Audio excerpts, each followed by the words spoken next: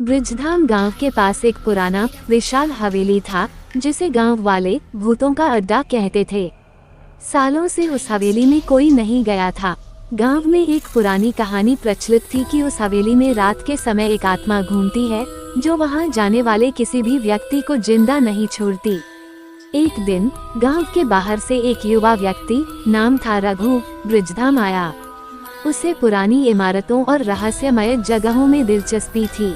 जब उसने हवेली के बारे में सुना तो उसकी जिज्ञासा बढ़ गई।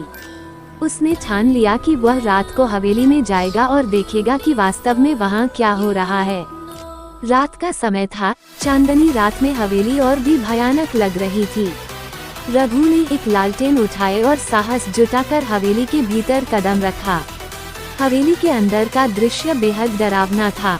दीवारों पर लगे चित्र धुंधले और टूटे हुए थे और फर्श पर धूल की मोटी परत जमी हुई थी। रघु ने हवेली की पहली मंजिल पर कदम रखा, तभी अचानक उसे एक ठंडी हवा का झोंका महसूस हुआ। लालटेन की रोशनी हल्की हो गई और एक अस्पष्ट परछाई उसके सामने आई। रघु ने डरते हुए पूछा, कौन है? उस परछाई ने कोई जवाब नहीं दिया, लेकिन धीरे धीरे रघु की ओर बढ़ने लगी। रघु के रोंगटे खड़े हो गए। उसकी लालटेन बुझ गई और अब वो पूरी तरह से अंधेरे में था।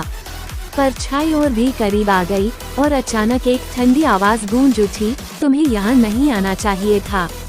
अब तुम्हारी आत्मा भी इस हवेली का हिस्सा बन जाएगी। रघु के पैर जैसे जमीन में धंस गए हों। वह भागना चाहता था, लेकिन उसकी टांगें उसकी बात नहीं मान रही थी। परछाई ने उसे घेर लिया और उसकी आंखों के सामने सब कुछ काला हो गया।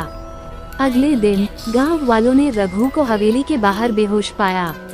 जब वह होश में आया तो उसने गांव वालों को अपनी आपबीती सुनाई, लेकिन कोई उसकी बात पर विश्वास नहीं कर पाया।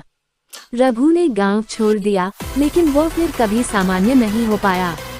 उसकी आंखों में हमेशा भय का साया रहता था। उसके जाने के बाद गांव वालों ने हवेली के पास जाने की हिम्मत नहीं की। हवेली आज भी वहीं खड़ी है और कहते हैं कि जो भी वहां जाता है वो कभी वापस नहीं आता। ब्रिजधाम की हवेली का रहस्य आज भी एक पहेली बना हुआ है।